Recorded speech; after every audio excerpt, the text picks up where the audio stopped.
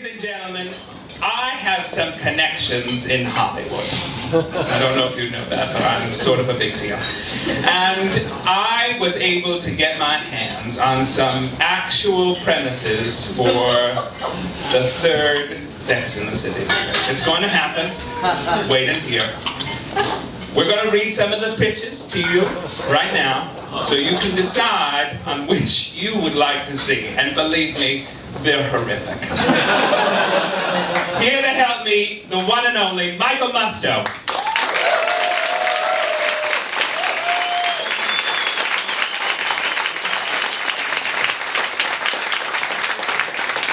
Sorry, Justin, I'm really exhausted right now because a hustler was banging on my door all last night. I finally let him out. But back to business. Try the deal, we'll be here all week.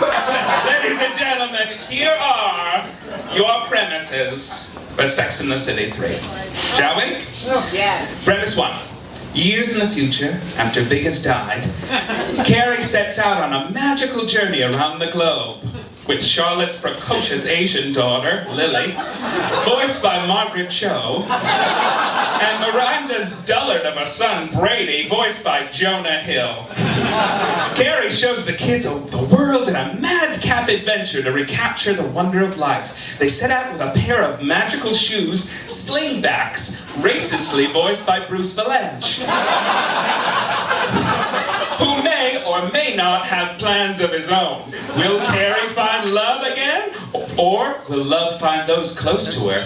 Or will they all crash and burn, defying basic physics? In either case, let's get moving. It's Bedknobs and Broomsticks meets Speed in Pixar Presents Sex and the City 3, Journey to the Heart. Premise. After yet another sexual encounter, Samantha begins to feel an itch. A strange, foreign itch. Something she's never felt before, and a hunger she has never known. A hunger for human flesh. The zombie apocalypse comes to New York. Miranda builds a fortification in Brooklyn, but will she be safe?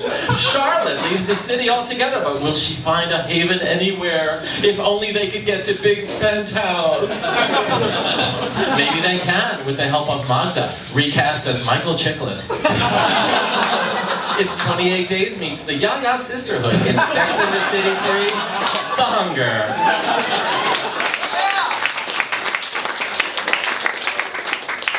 It's revealed that Samantha can't read.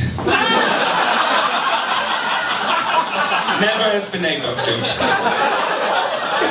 Astonished with her bravery, Miranda offers to help if Samantha can teach Miranda how to keep Steve's interest in the bedroom.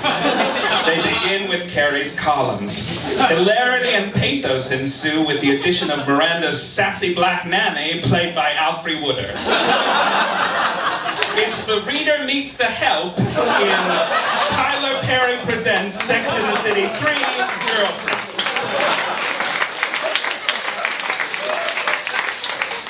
After years of being pointless, Carrie decides to finish her college degree. But gosh, things have changed.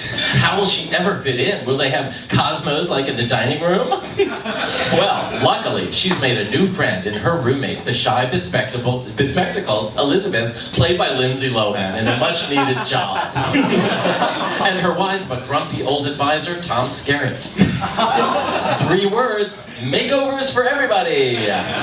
When will they find the time to study? Go back to the carefree days of college and find out something about yourself in Rodney Dangerfield's Back to School meets Mona Lisa's Smile, Sex and the City 3, F.U. At the back of her closet, Carrie finds a shoebox with a secret. When she opens the box, all is revealed. Go back in time with our favorite foursome to colonial America. In a charming duck-out-of-water story that will lighten your heart and light your minds. Watch Miranda struggle with sexual inequality. Watch Samantha burn as a witch. And will Charlotte ever learn to churn butter? How will they ever get home? Black is great, but pilgrims are crazy. It's Apocalypto meets Hot Tub Time Machine and Sex in the City 3 Lost in Time.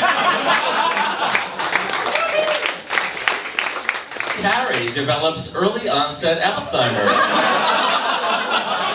So her down-on-his-luck nurse, played by Oscar winner Nicolas Cage, in a much-needed job, reads her columns to reconstruct her life in stunning and vivid flashbacks. They both kill themselves. Directed by Sofia Coppola. It's The Notebook meets Melancholia. It's Sex in the City 3, The Black Hole of Memory. Premise. Samantha dies from autoerotic asphyxiation and goes to hell. There she vows revenge on the girls who were too busy to save her. Joined by a hellhound voiced by Rhea Perlman.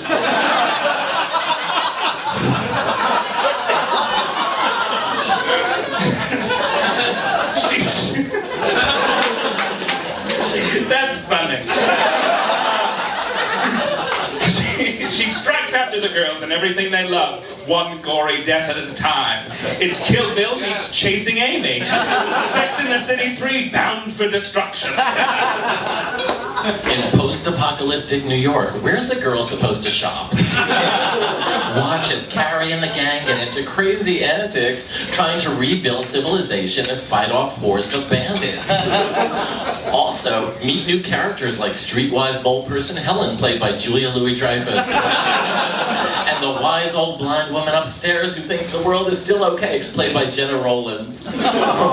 Sisters are doing it for themselves. It's Children of Men meets First Wives Club. It's Sex and the City 3, Apocalypse Later.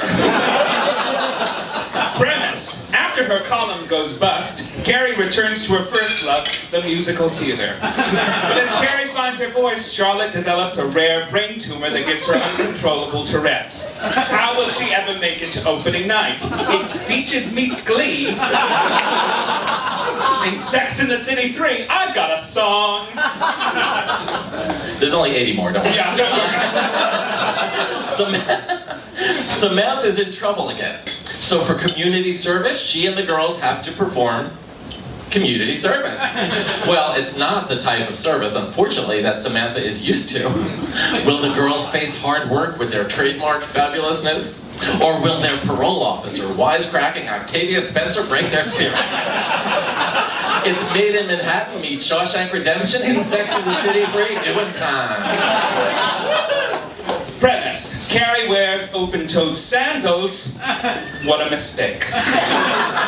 Especially when she's bitten by a radioactive rat on the subway platform. Played by Rhea Perlman. Real into Rhea Perlman this week. Suddenly she begins to change. A heightened sense of smell, the ability to jump heights unknown to man, and a tail. Roberto Cavalli never made an A-line for that. Join Carrie as she makes New York safe again for overprivileged white women and fights wretched Sandra Oaks, the city's sinister sanitation controller, played by Willem Dafoe. It's Spider-Man meets Ratatouille in Sex in the City 3, Underground. And finally, Carrie decides to adopt. But why? How? Well, will her baby match her Birkin? Through tough-talking social worker Rosie Perez, Carrie adopts Lionel, a streetwise toddler with a lot to say, voiced by Flavor Flav. The two find love and common ground in a penthouse in the sky. It's Look Who's Talking meets Precious. It's Sex in the City 3, Get Down and Twerk It, Baby Mama. Thank you.